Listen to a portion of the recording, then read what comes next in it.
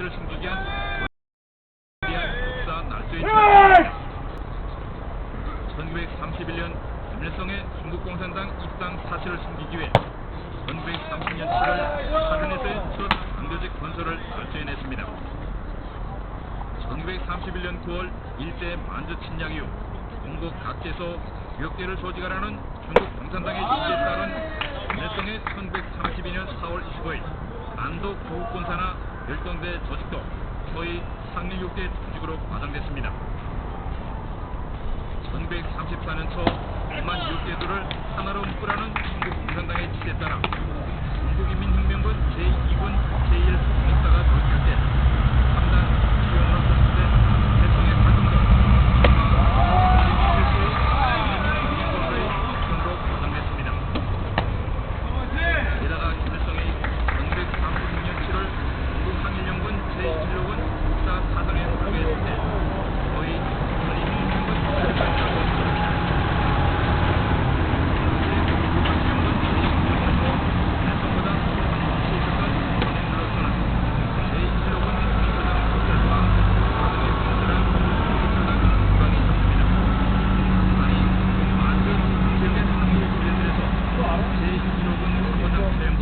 제3로군 참모장 회영식, 중국공산당 국만 투기로 제3로군 정치현 이세군, 김일성보다 높은 위치에 있었던 조선인 위관들입니다. 따라서 김일성의 항일무장 투쟁은 조선 독립을 위한 조선인들의 무장 투쟁이 아니라 중국 공산당이 지도한 중국혁명의 일환이었고 김일성은 소위 혁명군 사령관은 무관이었습니다.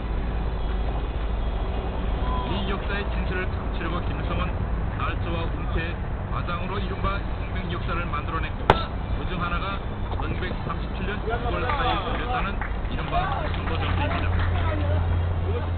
이 땅의 오영 역사가들은 오천보 전투를 소위 부대에 의한 국내진공 작전이라고 떠듭니다.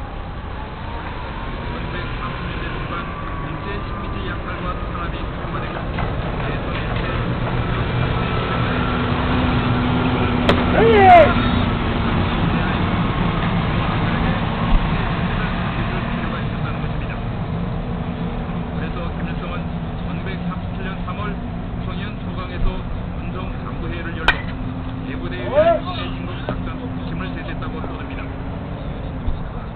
따라 1937년 6월 3일 김일성이 이끄는 부대가 시물동에서 뗏목을 타고 압록강을 건너 분당동에 올랐습니다.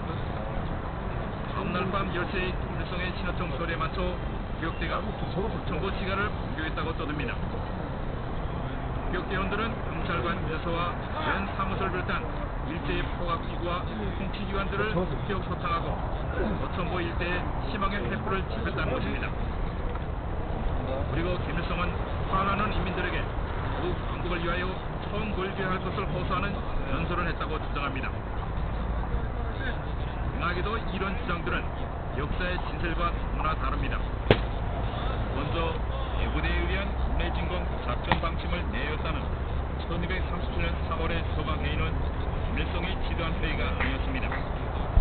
이 회의는 한 달 전 조수동이 사장으로 했던 중부항일연군 1호군 사사와 김일성이 사장으로 했던 육사가 작전을 이명수 전투를 통하는 회의였습니다. 회의에서는 조하범이 사장으로 했던 이사를 앞으로의 협동작전에 포함시키는 문제를 논의했습니다. 그래서 소강회의는 이사장 조하범과 사사장 주수동 그리고 육사장 김일성이 참가한 일종의 협의회였습니다. 물론 최연도 참가했지만 그는 주수동의 사사 1단 단장으로 김일성 부대에 속하지는 않았습니다. 공동한 위치의 사장들의 협의회를 일개 사장인 김일성이 주도했다는 것은 전형적인 역사 과정입니다. 당시 소강회의에서는 조하범의 이사는 인간 일대의 정백으로 주수동의 사사는 우성 안도 활용을 거쳐 무산으로 그리고 김일성의 육사는 오천보로의 진출이 결정됐습니다. 역사의 진실이 이러함에도 불구하고 오영 역사가들은 소강회의의 조하범과 수동이 참가했던 사실에 대해서는 한마디 언급도 하지 않고 있습니다.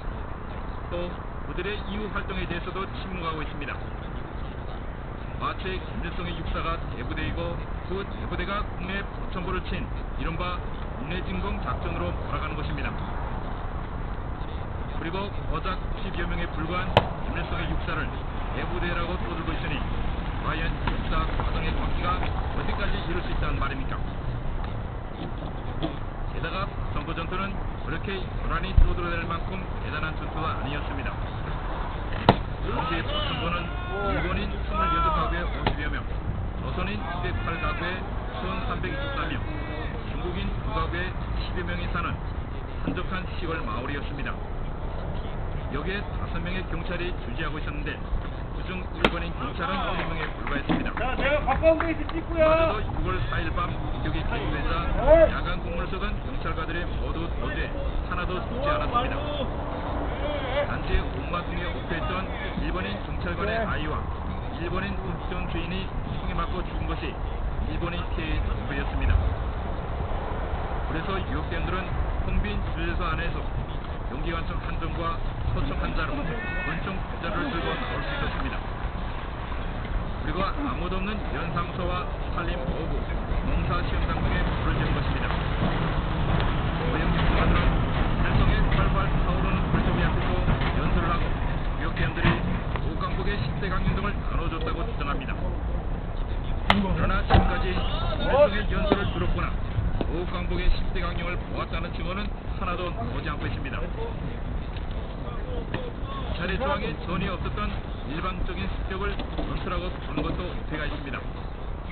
훗날 김일성이 어천보 전투에 대해 그 의의는 일본 놈을 몇 명 죽이는 데 있는 것이 아니라 라고 말한 것도 실은 일본 경찰이 없었다는 사실을 스스로 실토한 것이나 다름없습니다. 50여 명의 유학대가 일본 경찰의 조항을 전혀 받지 않고 한적한 시골 마을에 들어가 총 몇 방 쏘고 불을 지른 것이 어천보 전투의 진실입니다. 어천보 전투로 인해 당시 어천보민들은 적지 않은 물적 피해를 입었습니다. 당시 유학대는 무기와 탄약 외에 상점이나 민가에 들어가 약 80필의 광목과 30필의 견포, 많은 의약품과 시계, 가방과 신발, 양말, 현금 1,000원 등을 약탈했습니다. 약탈과 방화로 거대민들이 당한 지적 피해는 당시 돈으로 무려 1만 5,700여 원에 달했습니다. 오늘의 기준으로 달러로 환산하면 거의 15만 달러에 달합니다. 더욱이 어천보 전투를 계기로 국내 혁명절들의 많이 파괴됩니다. 일제는 김영적을 비롯한 남자들을 체포하며 그들 때 대대적인 군거 성공을 일으켰습니다. 5살 후인 1930년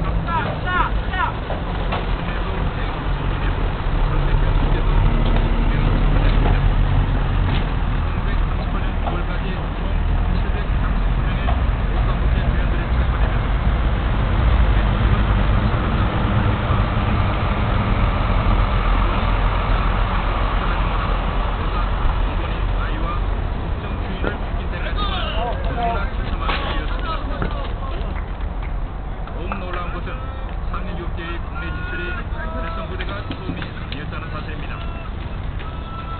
전투가 있기 뒤전인 1935년 2월 13일 공국인민혁명군 제1군 제1사 이용강 부대의 200여 명이 압록강을 건너 당시 평안북도 북창군 동욱을 습격했습니다. 이용강 부대는 동욱을 2시간 동안 포위하고 경찰서와 금융조합을 공격해 경찰관 3명을 사살했고 친일파 김영역의 집을 불사르고 친일파 8명을 처단했습니다. 1948년 2월 또 항일 부대들의 전가를 지어가면서 중국인 지휘관들이 양정우와 조선시와 함께 공항을 유명한 후영문 수령으로 취하했습니다. 조선인 지휘관 이홍남을 유명한 후영문 수령으로 취한 박정은 당시 김일성의 실제 자체를 몰랐습니다. 그것이 대합받는지 김일성은 해방 후 평안북도 북창군을 양강대에 봉합시키면서 이용강의 국내 진출 도주지 동국을 없애버렸습니다. 무엇도 보다나 1938년에는 북창군을 명직 군으로 바꿔 이용강의 국내 진출 부족을 완전히 채워버렸습니다. 역사는 실제적 사실을 남아있고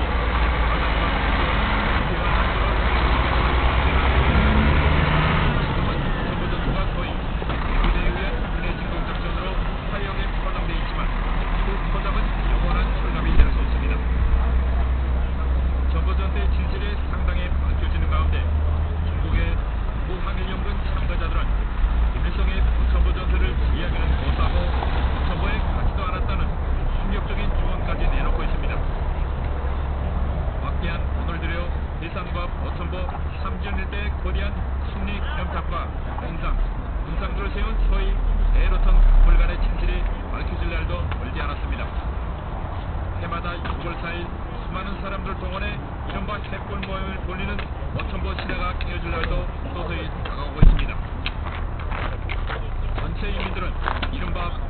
전통, 혁명전통의 신하들이 거짓과한 갈수로 엮어진 거대한 포상이라는 것을 명심하고 포상에 짓눌린 먼 군대적 풍요에서 벗어나 운명의 새 시대를 열어가는 정예시장의 영약 떨쳐나서야 할 것입니다.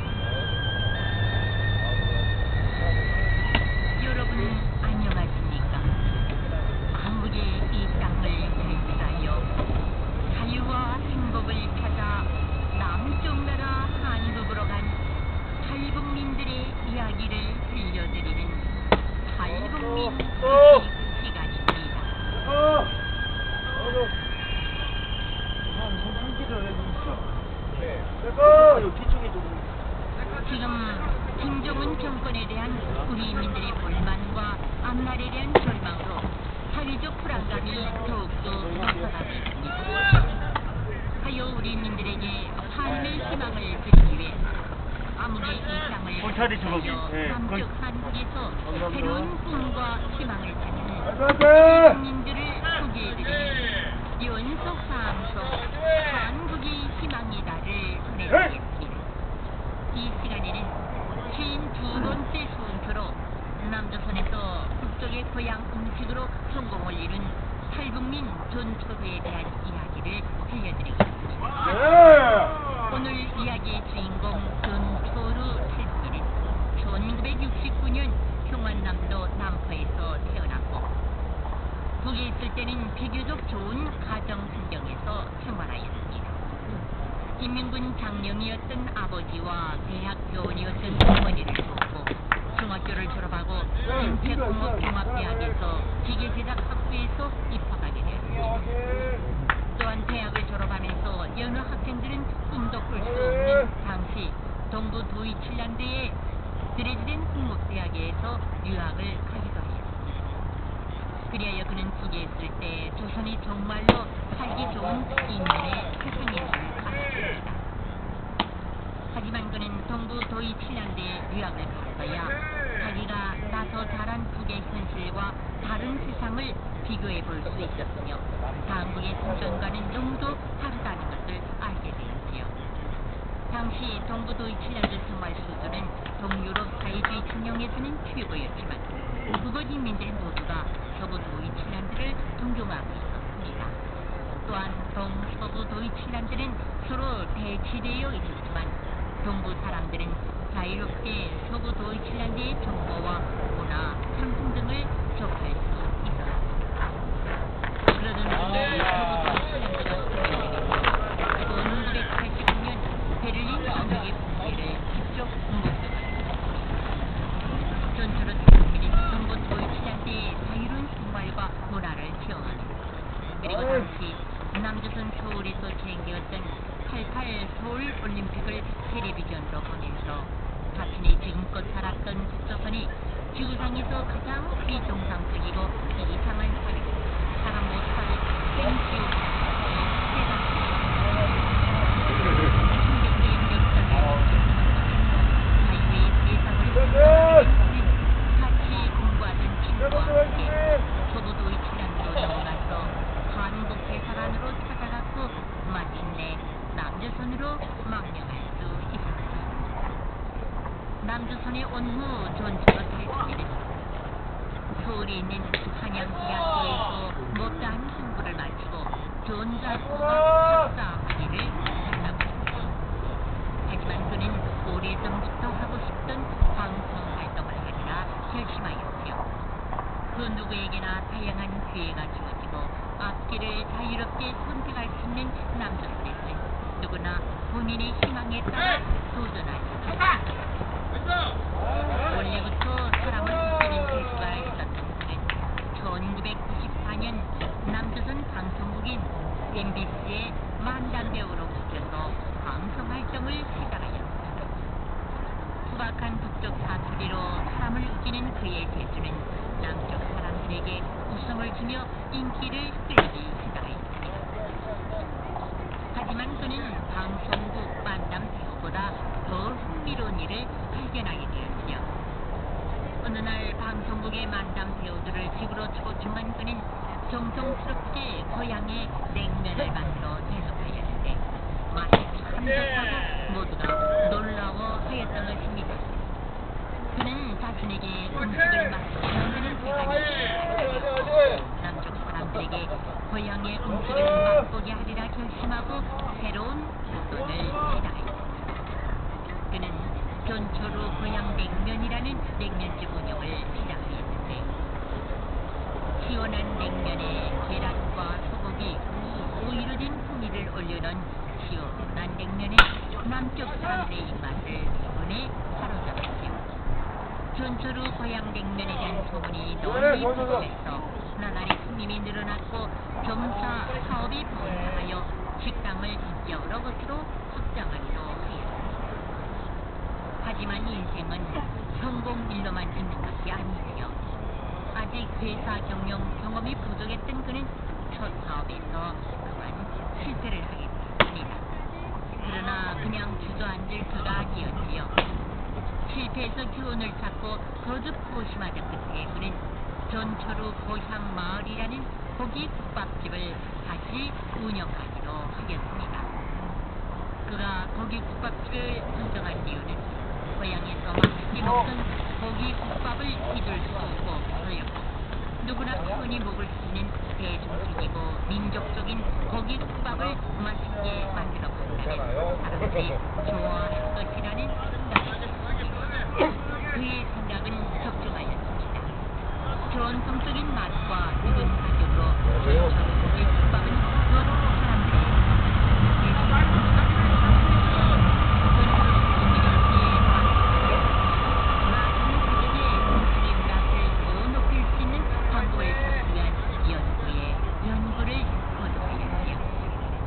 수많은 시행착오와 끈질긴 노력 끝에 그는 양념갈비, 곰탕, 갈비탕, 부채살 양념구이, 항아리 갈비 등 여러 가지 새로운 음식들을 개발하였습니다.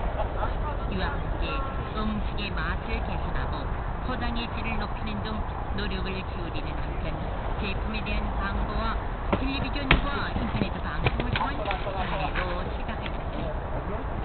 그리하여 전초로 탈북민의 사업은 나날이 번성해지고 판매액도 늘어났지요. 연간 판매액이 무려 800만 달러에 달했다고 하니 정말 대단하지요. 전초로 고향 마을은 식품 종합 생산 및 유통 회사로 발전하였고 식품 회사에서 일하는 직원만 해도 100여 명이 텔레비전과 인터넷으로 상품을 판매하는 남편들의 홈쇼핑에서 최고의 판매액을 자랑하는 전초로 대표의 회사는 전국의 큰 상점들의 30여 종의 식품을 배송하고 있으며 미국과 캐나다, 일본, 필리핀 등 여러 나라에도 식품을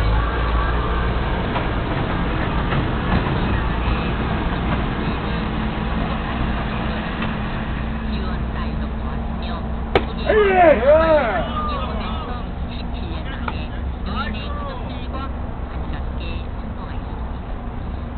그는 또한 탈북민 학생들을 가르치는 학교에 매달 많은 돈을 후원하는 등 탈북민들을 위한 일에도 성의를 다하고 있습니다. 이처럼 부러운 것 없이 행복한 삶을 살고 있는 전초로 실수에게는 꼭 이루고 싶은 꿈이 있다고 합니다. 통일된 고향 남부의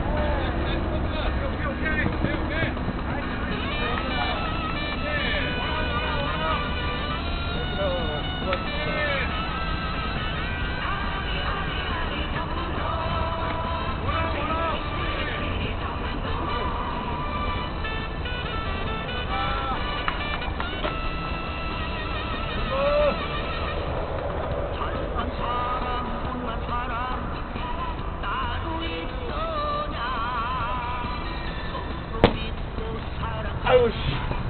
와.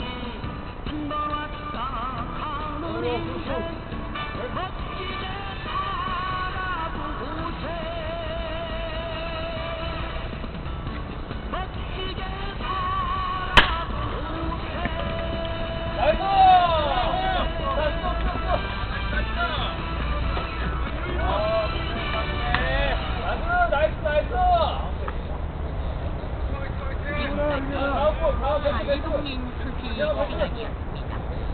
조선노동자 총동맹에서 보내드리는 시민의 소리 방송입니다.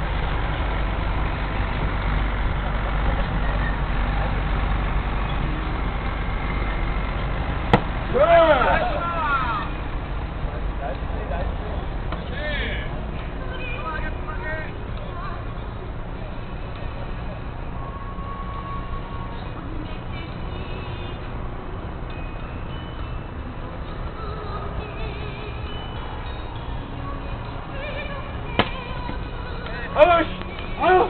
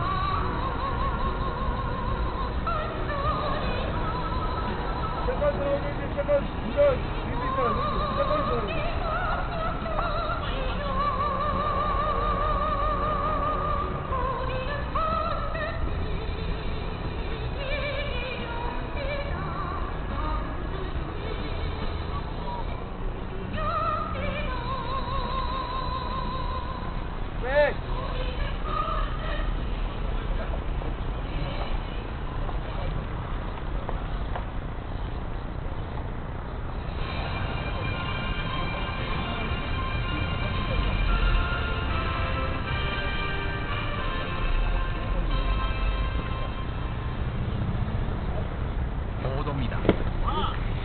최근 함경북도 대령시에 있는 보이성사나 10호 초소에서 검열관이 칼부림을 당하는 사건이 발생했습니다. 현지 소식은 지난 5월 9일 사건이 발생했으며 당시 칼에 찔린 10호 초소 검열관은 목숨을 잃을 뻔했지만 동료의 도움으로 겨우 위기를 넘기고 병원에서 치료를 받고 있다고 밝혔습니다. 이어 사건의 배경은 아직 정확히 밝혀지지 않았지만 칼부림 당한 대상이 무소불위의 단속 권한을 가진 국경 10호 초소 검열관이라는 직책으로 볼 때 그를 벼르던 사람에 의한 목수일 가능성이 높다고 평가했습니다. 또한 현지 주민들 사이에서도 얼마나 못되게 놀았으면 칼침을 맞았겠는가, 부정부패로 썩을 대로 썩은 권력기관에 대한 분노가 폭발한 것이라는 목소리가 나오고 있다고 전했습니다. 아울러 보이성 관계자들도 칼에 찔린 사람은 안 됐지만 이번 기회에 우리도 반성하고 반성할 필요가 있다는 목소리를 내고 있다고 전했습니다. 앞서 지난 3월 5일에도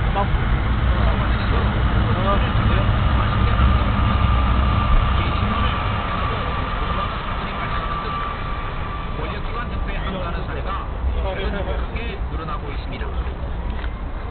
한편 당국은 국경지역, 그것도 김정은의 할머니 고향이라는 대령시에서 국경 단속 5위원인 10호 초소 경찰관을 대상으로 한 칼부림 사건에 대해서 극도로 당황해하고 있는 것으로 알려졌습니다. 당국은 이번 사건을 내부에 잠입해 있는 적들의 계획적인 책동으로 몰아가면서 대대적인 검문 검색과 색출 소동을 벌이고 있지만 아직까지 용의나 신상 파악조차 하지 못한 것으로 전해졌습니다. 당국이 개인들의 서토지를 회수하려는 기도가 주민들의 강력한 저항에 부딪히고 있습니다. 당국은 최근 인민과 제도를 통해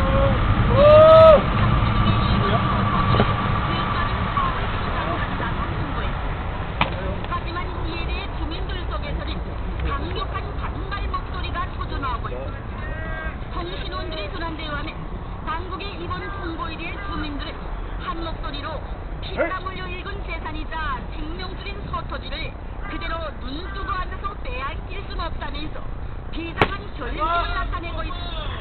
많은 주민들은 다른 나라 같으면 벌써 폭동이 10번도 더 일어났을 것이라며 당국의 날강도적인 강탈 행위에 분노를 표출하고 있습니다. 또한 근본적인 문제를 해결하지 않고 빼앗기부터 하는 건 말도 안 된다. 배급도 주지 못하는 주제에 백성들 힘으로 살아가려는 것마저 짓밟으면 누가 이 땅에 남아있겠는가며 거기에 항의하는 주민들이 있습니다. 함경북도 통신원은 서토지 강제 징수를 알리는 인민반 회의장이 성난 주민들로 삽시간에 싸움장으로 변했다면서 곳곳에서 쐐기밭을 빼앗는 건 목숨을 빼앗는 것과 같다는 울분의 목소리가 터져나왔다고 전했습니다. 한편 당국은 지난 2000년대서부터 여러 차례 걸쳐 개인 서토지를 회수하려 시도했지만 인민들의 강력한 반발에 부딪혀서 실패하고 말았습니다.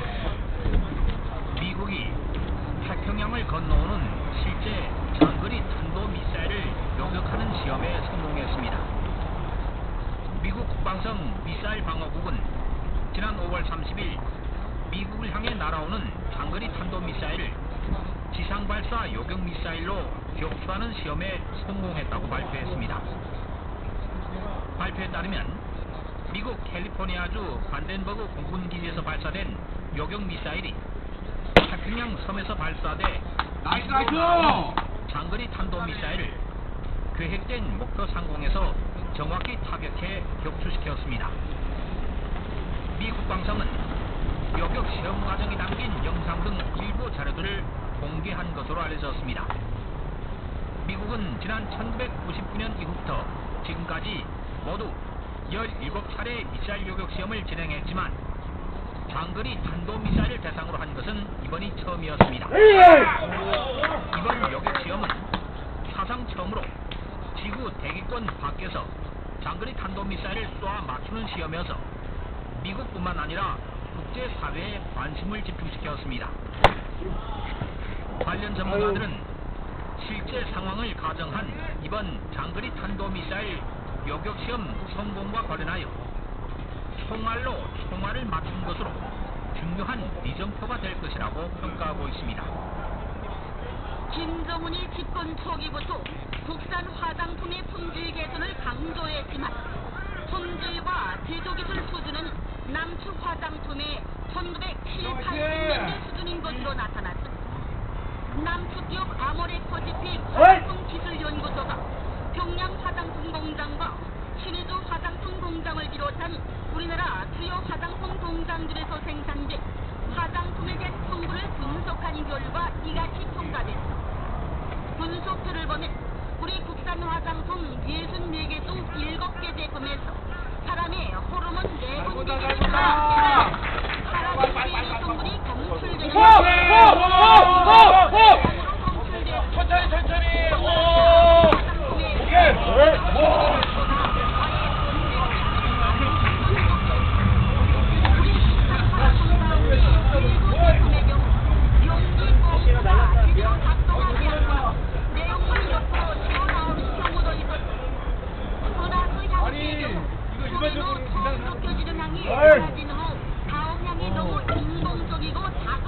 고급스러운 느낌이 들지 않는다는 평가를 받는 등 국산 장치의 품질도 매우 낮은 것으로 확인됐습니다. 특히 제품의 성분 표기에도 문제가 있는 것으로 나타났습니다. 국산 화장품 64개 제품 가운데 13개 제품에 아예 성분 표시가 안 돼 있고 표기된 성분이 검출되지 않은 제품 19개, 표기되지 않은 성분이 검출된 제품 17개, 불분명한 성분 검출 제품 9개로 확인됐습니다.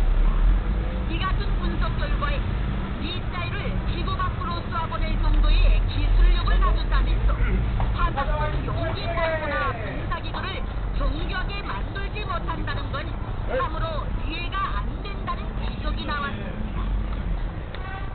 미국 자유아시아 방송이 지난 5월 19일 김정은 정권을 향해 중국의 거듭된 경고를 결코 가볍게 여기지 말 것을 강조했습니다.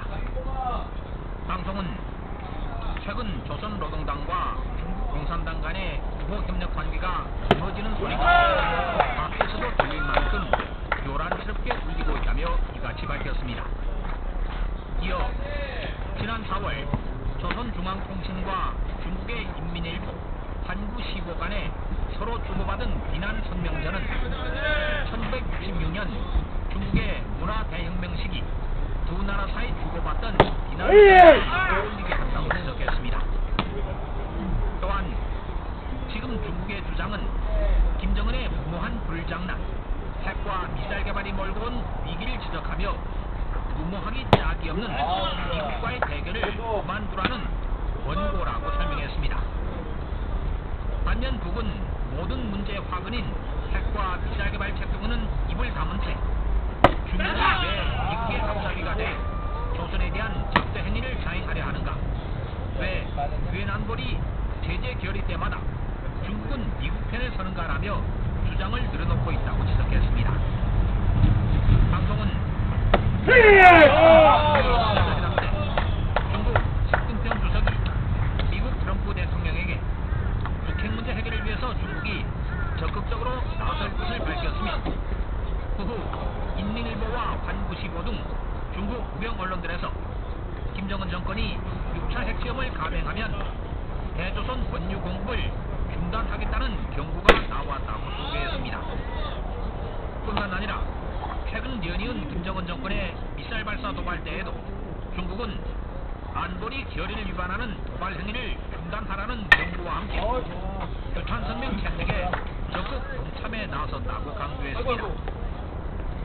방송은 중국의 인내심에도 한계가 있을 수밖에 없다면서 거듭되는 경고에도 김정은이 핵과 미사일 도발을 계속한다면 중국도 군사적 제재를 포함한 초강경 선택을 할 수밖에 없을 것이라고 경고했습니다.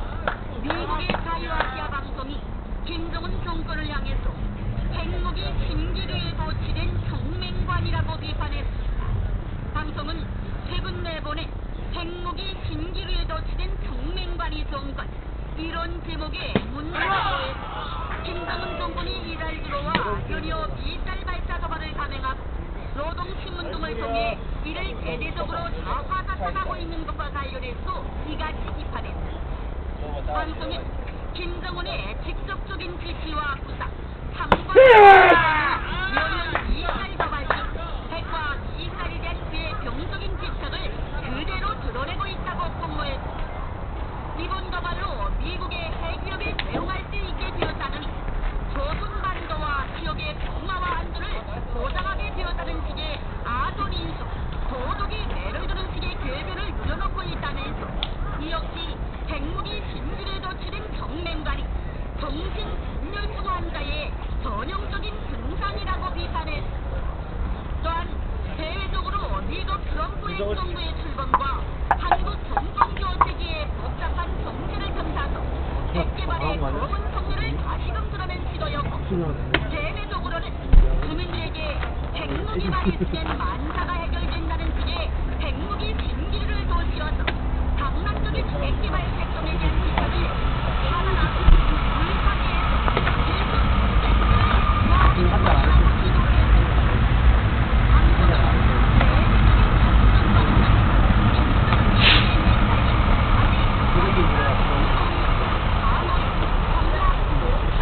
얘기는 길어요.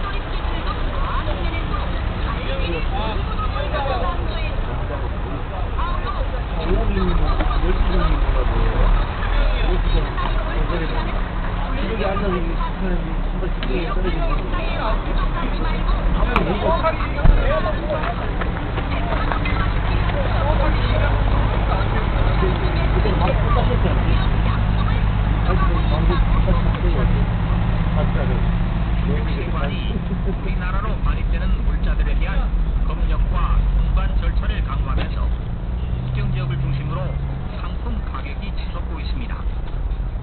함경북도 통신원에 따르면 폐렴시장의 경우 1kg에 4,800원 하던 쌀 가격이 300원 올라 5,100원에 거래되고 있으며 밀가루 25kg짜리 한 포대는 중국돈 12엔을 더 줘야 살 수 있습니다.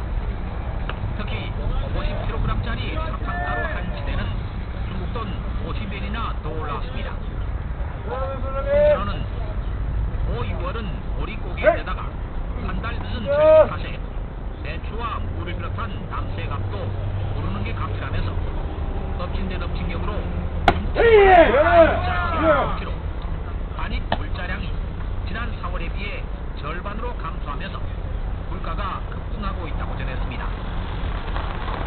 통신원은 식료품과 공업뿐만 아니라 우리나라 시장들에서 거래되는 80% 이상이 중국산 상품이다 보니 중국 쪽에서 우리나라로 들어오는 물자들에 대한 엄격한 검역과 까다로운 통관 조치를 취하면 그 피해는 고스란히 주민들이 입게 된다고 지적했습니다. 그러면서 일부 주민들 속에서 머리 큰 양반이 자유롭게 애매한 백성들만 녹아난다. 중국을 욕하더니 그걸 좋게 냈다며 핵과 미사일 개발로 해외 관계를 악화시킨 김정은을 우회적으로 비판하는 목소리가 거세다고 전했습니다. 남측 언론들은 문재인 한국 대통령이 대통령 선거 공약으로 내세웠던 병사 월급 인상 방안이 내년부터 단계적으로 실현된다고 보도했습니다. 보도에 의하면 남측 군 당국은 병사들의 월급을 단계적으로 인상한다는 계획을 수립하고 기획 개정 보증과 협의를 진행 중이라고 밝혔습니다. 인민군 중급 병사에 해당하는 남측 상병을 기준으로 259달러로 64달러 인상한다는 계획입니다. 남측 군병사 월급은 2012년에 비해서 올해까지 2배 수준으로 올랐습니다. 보도를 마치고 조선노동자 총동맹에서 보내드리는 국민의 소리 방송입니다.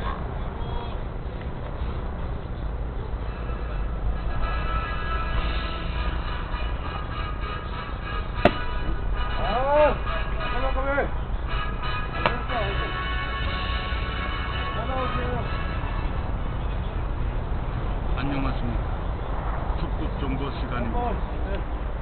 이번 시간에는 김정일의 사생활 중에서 초호화 별장 운영 실태에 대해 소개해드리겠습니다. 이 내용은 김정일의 전국 요리사로 13년간 일했던 일본인 후지모토 겐지, 김정일의 친위대원으로 10여 년간 일했던 리영국 등 김정일의 별장을 직접 목격한 여러 사람들의 증언입니다. 증언에 따르면 김정일의 별장과 비밀 놀이터는 40여 개 정도이며 건설에는 약 30억 달러가 소비된 것으로 알려졌습니다. 김정일이 이 별장들에서 누구와 무엇을 하며 어떻게 노는지는 정확히 알려지지 않았지만 몇 가지 증언을 통해 실상을 짐작해 볼 수 있습니다. 우선 김정일의 친위대원으로 일하다 망명한 이영국의 증언입니다. 72호 별장은 1977년 김정일이 직접 배를 타고 다니면서 당시 10억 달러를 들여 건설합니다. 김정일이 직접 말한 것처럼 자본주의 사회가 발전했어도 100년이 걸려도 따라오지 못한다고 할 정도로 웅장하고 화려하며 견고한 건물이 있습니다. 별장은 지하 3층과 지상 7층으로 일반 건물 15층 정도다. 이 별장이 사용하는 전력만도 한 개 군이나 큰 연합기업소에 맞먹는다. 72호 별장은 김종일의 층, 이거. 김종남의 층으로 나뉘어져 있는데 각각 2개 층씩 쓰고 있다.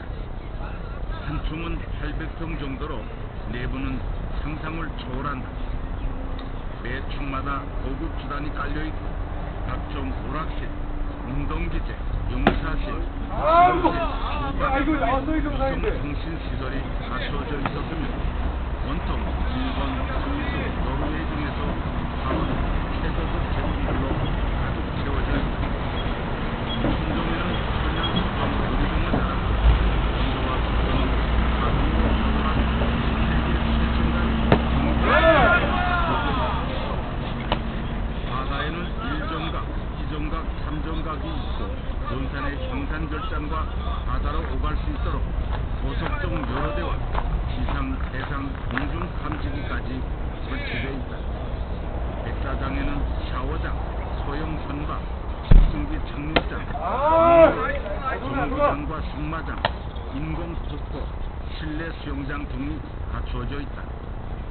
별장은 동해함대 사령부와 4.5km 구간에 2차선 지하 통로로 연결되어 있다. 또한 호위가가 수직하는 3층 건물, 세종 경리부 활과 직원들이 수행하는 5층 건물, 지하에는 행사 물자 창고, 냉동 창고, 일반 창고 등이 있다. 전력은 북창 화력에서 직접 1호선으로 끌어오며 행사 때나 김종일이 없는 평상시나 만 가동하고 있다. 물은 8km 떨어진 산속에서 생수를 보다 정수해 먹는다. 이외에도 경호원들의 집과 관리인들 집 5동, 좋았는데. 여러 개의 주차장, 지하 통신실, 전기갱도 등 하나의 작은 도시를 방불케 한다. 경비는 보통 120명 정도가 3교대로 선다. 불자 구입은 세종 경리부가 하고 연료와 식품 등은 항상 6개월분이 예비를 갖추고 있다. 다음은 13년간 김정일의 조리사로 일했던 일본인 후지모토의 증언입니다. 논산 별장은 전망이 아주 좋다.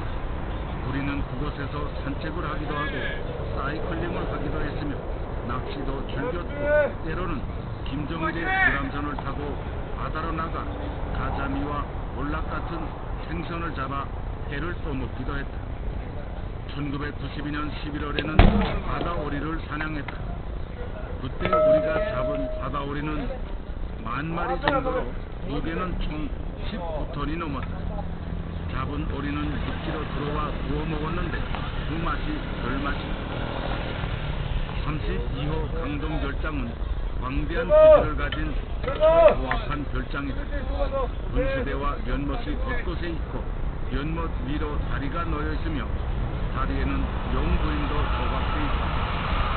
청량에서도 멀지 않은 강동별장에는 연못을 중심으로 김종일 전용의 장군 건물, 김종일 가족들을 위한 1호 건물, 김종일의 여동생 김경리와 남편 장성택을 위한 2호 건물, 그리고 본관 건물 등이 있다. 또한 볼링장, 당구장, 롤러 스케이트장, 사격장 등 여러 가지 오락시설도 갖춰져 있다. 창성별장은 중국 국경 근처에 있다. 이곳에서 김종일은 강 위에 떠 있는 대형 식당배를 가지고 있었다. 창성에서는 김종일과 수상 오토바이를 타며 강에서 시간을 보내는 일이 많았다. 창성은 쏘가리가 많이 잡히는 곳이다. 김종일이 가장 좋아하는 생선은 쏘가리다. 우리는 날마다 함께 쏘가리 낚시를 하러 다녔다. 김종일은 초밥을 좋아해 즉석에서 잡은 쏘가리로 초밥을 만들어 주기도 했는데 매우 좋아했다. 당시 조선 국기는 홍수 때문에 심각한 식량난에 처해있었다. 그런 사정을 아는지 모르는지 김종일은 수상 오토바이 시합에 시간 가는 줄 모르고 있었다. 김종일은 승마를 매우 좋아한다. 멀리까지 나갈 때는 나도 동행했다. 먼저 김하대가 선두로 달리고 그 뒤로 김종일, 고용이 그리고 나와 왕자가 달렸다. 그런데 1992년 어느 날 김정일이 말에서 떨어지는 사고가 발생했다. 결국 김정일은 이튿날 전용 열차를 타고 평양으로 돌아갔다. 당시 우리가 타던 말들은 모두 마자루에서 수입해온 최고급 말들이다. 원산별장에는 김정일의 숙소 옆에 약 900m짜리 잔디 빈 숙마장이 있고, 강동별장에는 1600m짜리 숙마장이 있다. 김정일은 사격의 달인이다. 내가 처음으로 권총을 잡아본 것은 1990년이다. 장소는 평양 근교에 있는 22호 별장이었는데, 그 내부에 있는 2호 연회장 바로 옆에 식용 잉어를 키우는 몇몇과 사격장이 있었다. 제일 먼저 김정일이 사격을 하고 다음을 측근들이 했는데 김정일만큼 쏘는 사람이 없었다. 훗날 이 사격장은 대대적으로 개조되었다. 사격장은 22호 별장 외에도 강동의 32호 별장, 신천 별장, 창성 별장 등에도 있었다. 사격 경기를 할 때는 다양한 상품을 건다.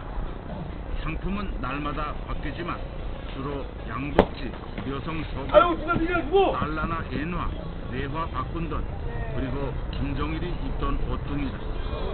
현금으로 300달러가 걸리는 경우도 있다. 오리털 이불과 1번수를 넣고 경기를 한 적도 있었다.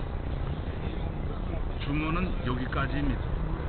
김정일의 별장 규모나 호화 사치는 몇 가지 증언만을 통해 봐도 너무나 충격적입니다. 나라 전체가 바로 김정일의 놀이터이고 들어가는 비용과 전력, 물자와 인력은 상상을 초월합니다. 1년에 기껏 한두 번 가보는 것이 고작이지만 그것을 유지 관리하자면 2천만의 등뼈가 휘어도 모자랄 것입니다. 김정일은 인민들이 굶어 죽던 고난의 행군 시기에도 대부분 군 고위 간부들과 별장에 처박혀 부하방탕한 세월을 보냈습니다. 결국 300만이 굶어 죽은 고난의 행군은 결코 우연이 아닌 것입니다.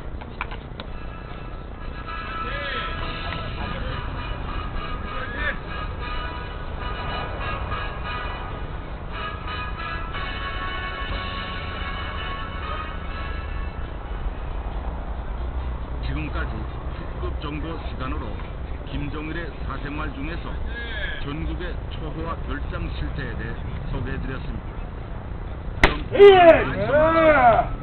그럼 여러분 안녕히 계십시오. 인민의 소리 방송입니다.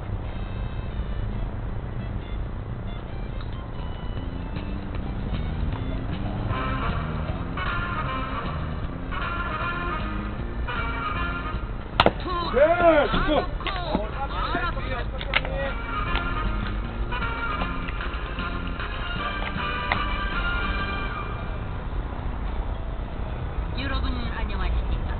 이 시간에는 강북의 소각과 통제로 우리 생각과 이 부탁문제를 툭 까놓고 말하니 툭 까말 시간입니다. 그럼 김 선생님을 모시고 진행하겠습니다. 안녕하십니까? 안녕하십니까. 네.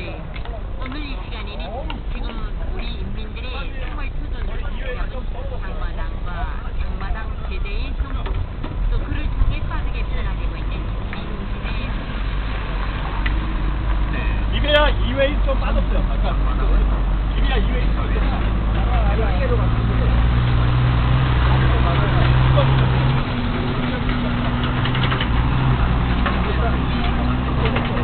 장마당에 대해서 유지되고 있고, 또 우리 경제를 장마당 경제라고 불러도 말이 아닐 정도입니다.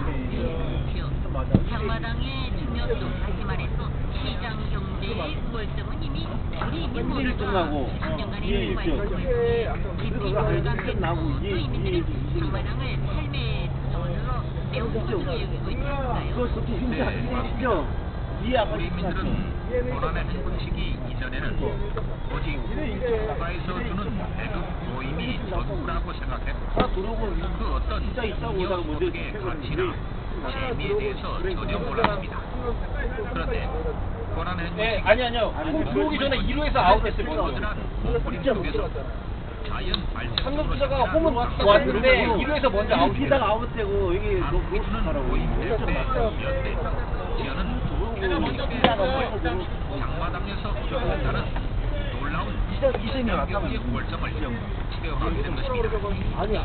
한 번쯤 다 들어오세요. 사회의 주력 골문인 장마당 세대는 국제 사회에서 추모하고 있는가요? 아니요. 제가 상무에 있다가요. 플라이로 들어오고요.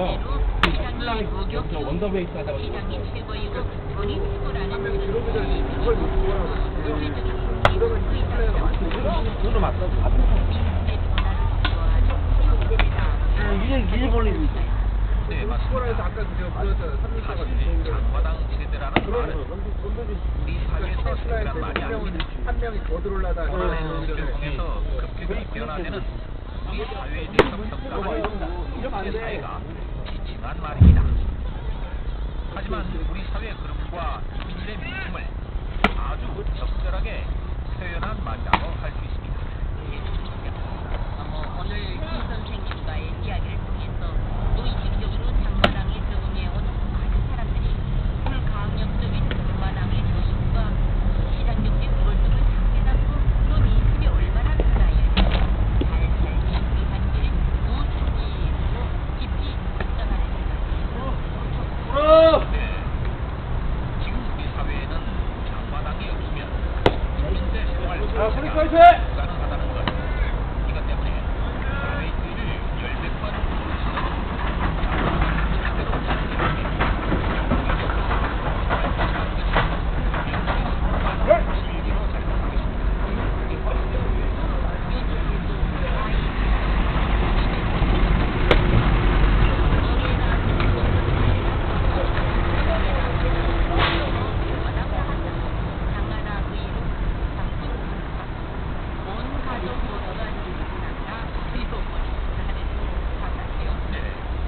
원래 그 원곡은 우리는 아름다운 이런 노래입니다. 말하자면 혁명선열들의 피가 묻은 붉은 넥타이, 등에다 집을 지고서 훈련을 떠나는 약한 아무 단원을 감당한 노래인데 지금 완전히 노래로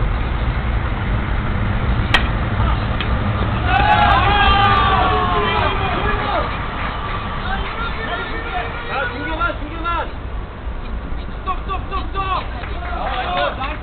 경고 오빠 네, 고난의 음식이 되어났더라도 10대 나이에 고난의 힘을 거두면서 장마당을 통해 세계관이 형성된 세대들이 지금 우리 사회의 주류가 되고 있습니다. 이 장마당 세대, 고난의 세대 특징은 우선 이전 세대들에 비해서 김치 무상화와 체제 월성 세대가 너무 빨리 빠지지마 던지면 빠져 지금 신세대는 수령과 당이 인민을 먹여 살릴 것이 아니고 오히려 조직 생활이나 당국의 통제가 반대가 된다. 때문에 계급이나 노임을 바라지도 않으니 제발 인민이 알아서 살게 내버리자 하는 인식이 확고히 자리 잡지 않았는가요? 맞습니다. 자기의 부모 세대들이 당과 수령만 믿고 충성을 바치다가 어떻게 공화에 굶어주고 삶이 망가졌는지를 어린 나이에 직접 보았고 또 부모들의 등에 업혀 장마당 세대입니다. 자본주의를 자신적으로 채택한 세대인 것입니다. 장마당 세대는 돈이 최고이고 돈이 없으면 꽃제비로 전락하여 죽는다는 그런 뼈저린 경험을 한 세대입니다. 실용에 대한 공부도 반복되느냐 건국주의 그동안 국민들의 삶이 장마당을 중심으로 돌아가면서 사회적으로도 많은 변화가 있었습니다. 이전에는 오직 출신 성분과 당의 신임에 의해서만 결정되던 입당과 대학 입학, 즉 뭐하는 고임원이 되는 것도 지금은 돈만 있으면 얼마든지 가능하고 매관 매직을 비롯해 전 사회적으로 대부분이 당연한 것처럼 통행하고 있습니다. 보이면 움직인다는 유턴이 반복되기다. 지금은 오히려 그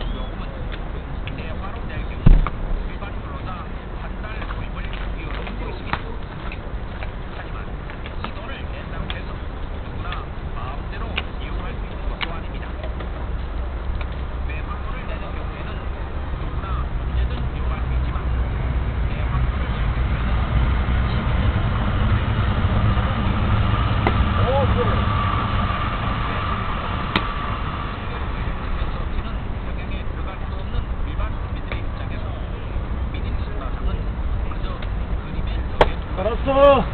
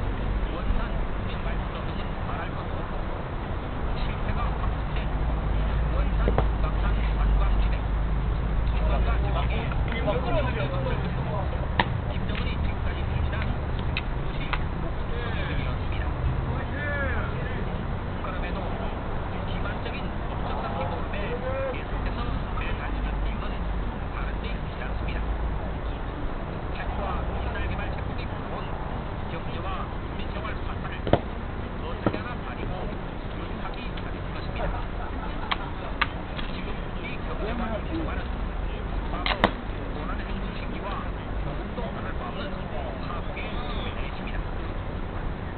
제2의 고난의 행동이라는 말이 나올 지경입니다. 특히 지난해 발생한 고찰의 핵심과 내리는 미사일 발사 도발들은 김정은의 명분뿐만 아니라 우리 경제와 생활에도 심각한 타격을 주고 있습니다. 최근에도 중국이 김정은의 핵개발을 막기 위해서 원유 공급을 중단한다는 소문이 나돌면서 국내 연유 가격이 2배 이상이나 폭등했습니다. 그러자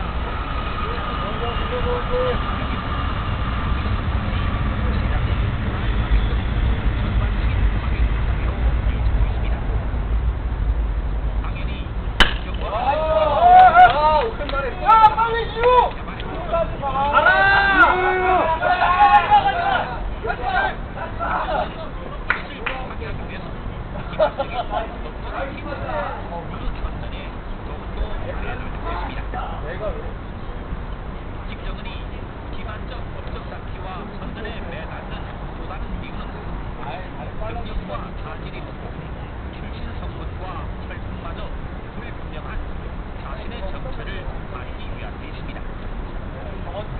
김정은은 2011년 말 아버지 김정일이 갑자기 사망하면서 28살의 어린 나이로 독재 권좌에 올랐습니다.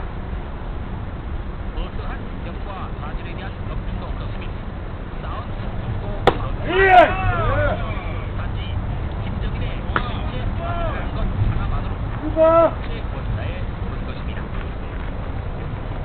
김정은은 천재들과 달리 아직까지도 자신을 낳은 어머니를 인민들한테 소개하지 못하고 있습니다. 어머니 고영기가 제일 귀국 동거인 김정일의 대표의 여자이기 때문입니다. 이 고병장은 일제 때 공장 간부를 지낸 신입사였습니다. 특히 김정은은 말경대 김씨 가문의 원조라고 할 수 있는 김일성으로부터 손자로도 인정받지 못했습니다. 그래서 할아버지인 김일성은 가끔씩은 사진 한 장 존재하지 않고 있는 것입니다. 이런 한심한 정체를 가지고 인민들의 시선을 안으로 돌리기 위해서 기만적인 법적 쌓기 노릇과 선전에 내어다니고 있는 것입니다. 하지만 그런 기만 선전으로는 인민들을 잠시 소비심에 실지만 결코 영원히 누릴 수는 없습니다. 김정은은 더 이상 거짓과 기만의 법적 쌓기 노름이 아니라 진정으로 인민을 위한 정치에 나서야 합니다. 그 시작은 바로 폭력적인 핵과 미사일 개발 작동을 중지하고 비핵화의 길에 들어서는 것입니다. 지금까지 인민들을 기만하는 법적 쌓기용 건설, 이런 제목으로 말씀드린 세상을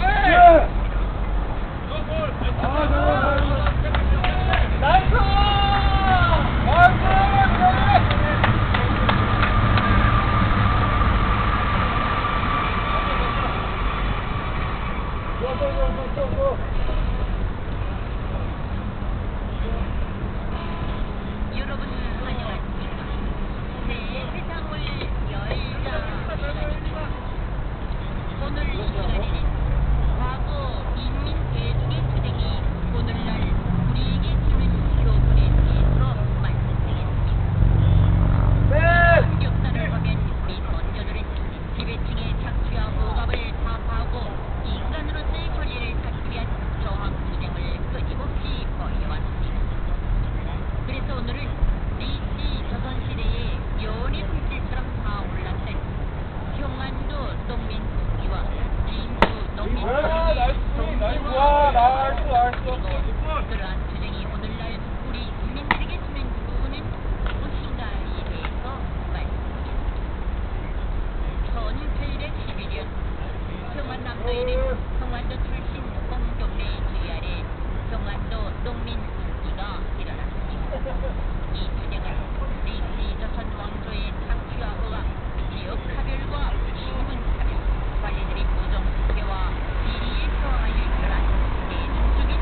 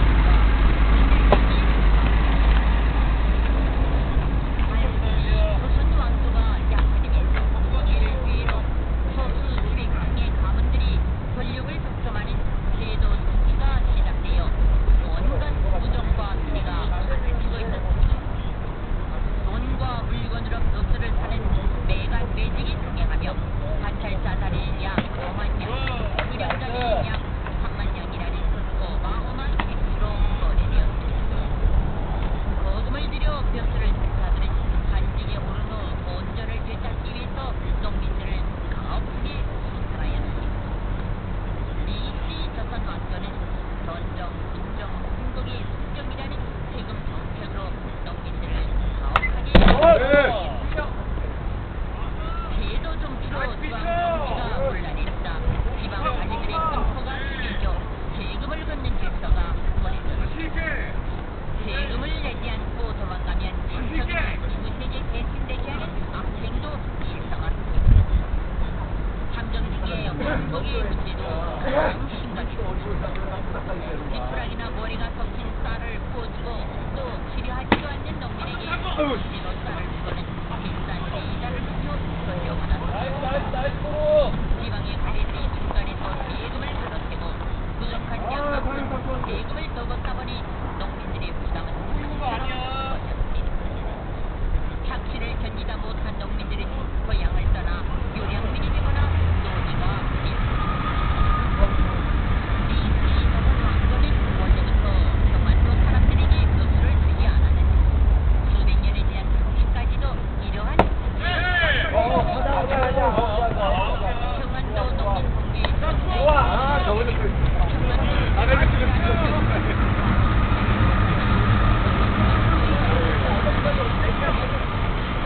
자신의 부정부리와 신분 및 지역 파병, 각종 수탄도 순중의 고통을 겪는 백성의 비참함을 목격하면서 부패한 세상을 뒤집고 새로운 세상을 세우자는 속성에서 공기를 했습니다. 평안도 농민복지는 평안도는 물론이고 황해도와 함경도 일대까지 뻗쳤습니다. 성경의 공기후 인민들은 티베팅에 맞설 수 있는 자신감을 가지게 되었고 이후 전국에서 크고 작은 저항 투쟁들이 고개를 물고 일어나게 되었습니다. 1892년 2월에는 경상도 진주 지역에서 가혹한 농민의 살에 저항하는 진주 농민공시가 일어났습니다. 이들은 머리에 흰 수건을 들고 손에는 몽둥이를 들고 진주 읍내에 모여서 자신들을 괴롭힌 지방 관리들이 향해 불탔습니다. 진주 농민공시는 경상도, 전라도, 충청도 등 전국 각 지역으로 확산했습니다.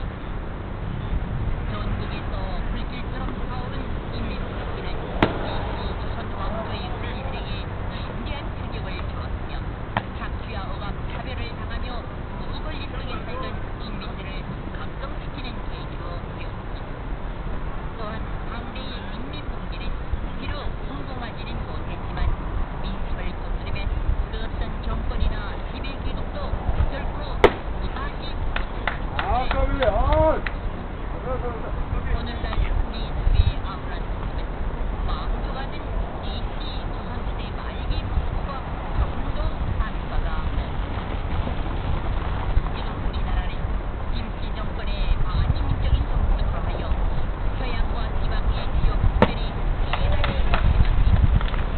특히 198통이여 내전적 고대여 하는 말도 안 되는 논리로 최고 권력이 되물림되고 강조자들은 왕수가 되고 노동자 농민의 뜻은 해들려 노동자 농민으로 살아야 하는 현대판 봉건 왕조 국가로 성장하고 말았습니다. 또한 무보수 강제 동원과 이중 삼중의 제외 부담으로 인민의 고난과 고통은 갈수록 더해갑니다. 이렇고 우리들은 누구나 이 지긋지긋한 일상이 변하길 바라는 마음으로 세상이 바뀌어가며 한번을 그러나 착취와 억압, 인간 차별에 불문하가 있는 투쟁이 없이는 결코 저절로 사라지지 않는다는 것이 역사가 증명한 교훈입니다. DC 조선 왕조는 앞에서는 백성을 위한 정치를 선도했습니다. 그러나 본심은 한줌도 안 되는 지배 세력이 이익만을 추구하였습니다. 오늘날 정권도 그은 반세기 동안 인민을 위한 정치를 한다고 고개가 날도록 강조하였습니다. 하지만 인민이 잘 살 수 있는 개혁 개방은 모호하고 오직 원건적인 경제의 정권 유지만을 위한 반민족인 정책이 되어가지고 있습니다. 순진한 우리민은 굶어 죽으면서도 정권에 충성해 왔지만 인민의 가난과 분열임은 계속되고 있으며 그 어떤 희망도 부정비리와 대외 부담은 갈수록 심화되어 인민의 보전과 가난은 가중되고 있는 것입니다. 때문에 우리 민들은 더 이상 이대로 노예처럼 살 수 없습니다. 이 저항투쟁에 나선 인민의 외침은 너는 이대로 살 수 없다. 세상을 뒤집어야 한다. 사람답게 살아야 한다. 많은 것을 바라지 않아. 특별한 것도 모두가 똑같이 대우받으며 사는 세상을 만들어야 한다. 우리 인민들도 200년 전 BC 조선시대 거주들처럼 이제 너는 참고만 살지 말고 오늘의 불공평한 세상을 떨쳐 나서야 할 것입니다. 투쟁이 없이는 오늘의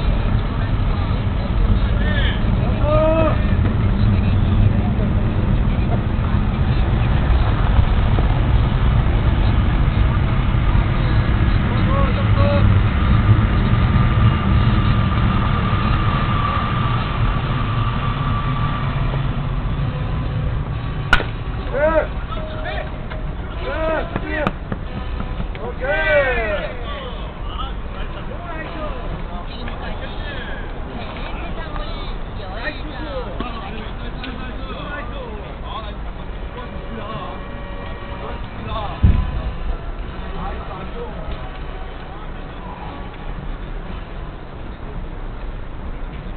조선 노동자 총성명에서 전해드리는 인민의 소리 방송입니다. 청취자 여러분들은 지금 조선 노동자 총성명에서 전해드리는 인민의 소리 방송을 듣고 계십니다. 지금은 유익한 방송인 인민의 소리 방송은 단파 3,480kHz 옛날 나이는 때로도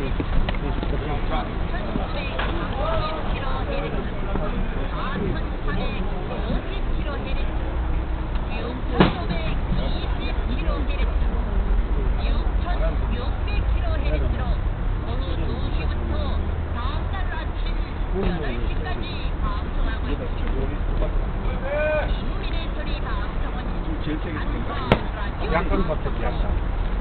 약간 방이 아니고 약간 그걸 수밖에 없어. 음력이 변하거나 음질이 떨어질 수 있으며 낮과 밤에 따라 상태가 다를 수 있습니다. 아, 이거 하나 여기서 하여 시간대마다 다른 주파수를 번갈아 사용하여야 하며 특히 한국의 전파 장애로 콘크리트 건물과 지하에서는 단파 방송 정치가 어려울 수 있습니다. 조용한 밤이나 새벽 시간대에 실내 안테나의 방향을 바꿔가며 창문역 높은 지대에서 좀 더 명료하게 들을 수 있습니다. 또한 보다 좋은 음질의 방송을 들으시려면 2m 내지 3m 전선 및 설사를 내장 안테나에 직선으로 연결하는 것이 좋습니다. 인민의 소리 방송은 들으면 유익한 여러분들의 방송입니다.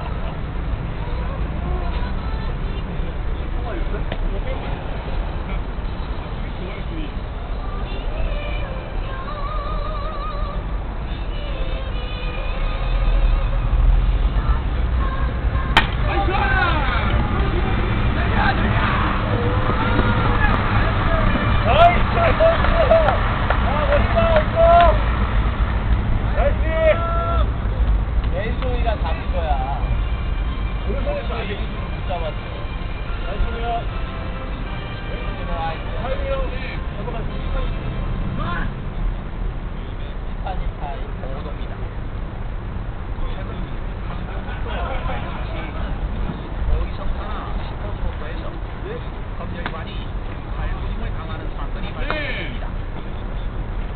현지 소식통은 지난 5월 9일 사건이 발생했고 당시 칼에 찔린 10호초소 검열관은 목숨을 잃을 뻔했지만 동료의 도움으로 겨우 기인을 넘기고 병원에서 치료를 받고 있다고 밝혔습니다.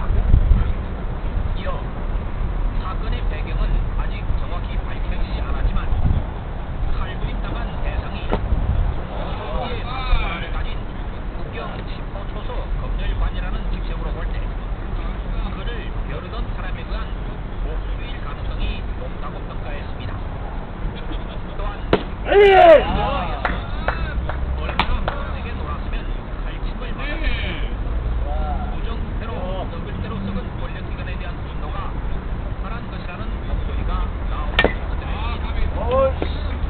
아울러 어이성 반대자들도 나이스 올립니다. 사람은 안 되지만 이번 기회에 우리도 반성하고 각성할 필요가 있다는 목소리를 내고 있다고 전했습니다. 앞서 지난 3월 중순경에도 조사 과정에서 인권유린을 당한 40대 남성 한 명이 재심원을 불행하고 고소하는 사건이 발생하는 등 권력기관 적폐에 함도하는 사례가 최근 크게 늘어나고 있습니다. 한편 당국은 국경 지역, 그것도 김정은의 할머니 계령시에서 해병 단속 5인원인 10호초소 검열관을 대상으로 한 칼부림 사건에 대해서 극도로 당황해하고 있는 것으로 알려졌습니다. 당국은 이번 사건을 내부에 잠입해 있는 적들의 계획적인 노력으로 몰아가면서 대대적인 검문 정책과 탈출 소동을 벌이고 있지만 아직까지 용의자 진상 파악조차 하지 못한 것으로 전해졌습니다. 당국이 개인들의 소토지를 회수하려는 시도가 주민들의 강력한 저항에 부딪히고 있습니다. 당국은 최근 인민반 제도를 통해서 개인들이 한지중의 일부 소토지를 회수하는 사업을 시작한다고 보고 있습니다. 하지만 이에 대해 주민들 속에서 강력한 반발 목소리가 터져나오고 있습니다. 홍신호들이 불안대화는 당국의 이번 통보에 대해 주민들은 한 목소리로 대상이자 생명들의 소토지를 그대로 이쪽으로 안으로 내알릴 수는 없다는 비장한 결심을 나타내고 있습니다. 많은 주민들이 벌써 폭동이 열고도 도전할 것이란 당국의 날강도적인 강사에 대해 우선을 뻗는다고 합니다. 또한 근본적인 문제를 해결하지 않는 대안이부터 말도 안 돼. 대북적이지 못하는 주제에 백성들 힘으로 살아가는 것과도 짓밟으면 누가 이상에 남아있겠는가요? 세계 항의하는 주민들도 있습니다. 성경문도 정신을 서서히 세계 진출을 알리는 국민단체 회장이 정말 으로 변했다는 원천적으로 세계 맛을 대하는 건 없는 대한민국 같다는 불문의 목소리가 터져나왔다고 전했습니다. 한편 당국은 지난 2000년대서부터 소토지를 회수하려 시도했지만 시민들의 강력한 폭발에 부딪혀서 실패하고 말았습니다. 미국이 태평양을 건너오는 실제 장거리 탄도 미사일을 시험했습니다. 미국 국방부 미사일 방어국은 지난 5월 30일 미국을 향해 날아오는 장거리 탄도 미사일을 지상 발사 요격 미사일로 격추하는 시험에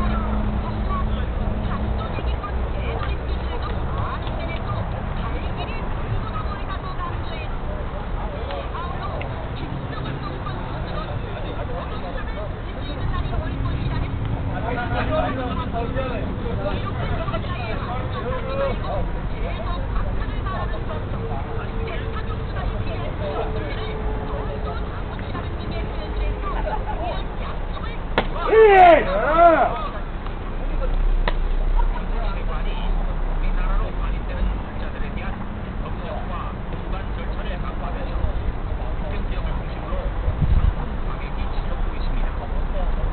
한경북도 검찰원에 따르면 외림 시장의 경우 4,800원 하던 쌀 가격이 300원 올라 5,500원에 거래되고 있으며 밀가루 국물 5kg짜리 한포대는 돈 12엔을 겨울 먹어야 살 수 있습니다. 특히 10kg짜리 사탕가루 한 포대는 6돈 맛보리를 올라갑니다. 우리 국회에다가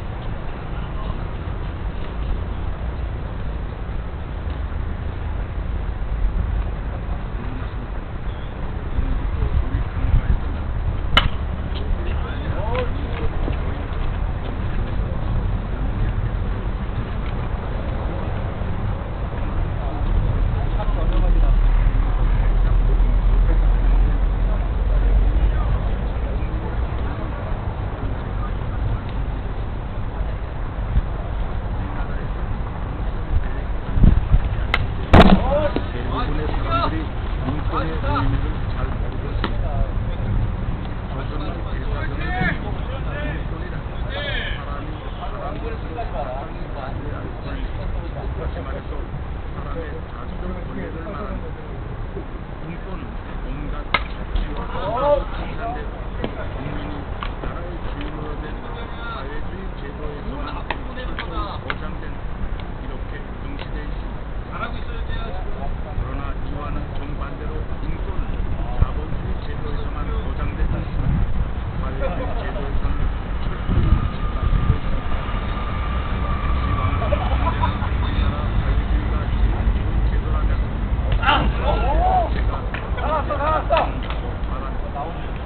이혼한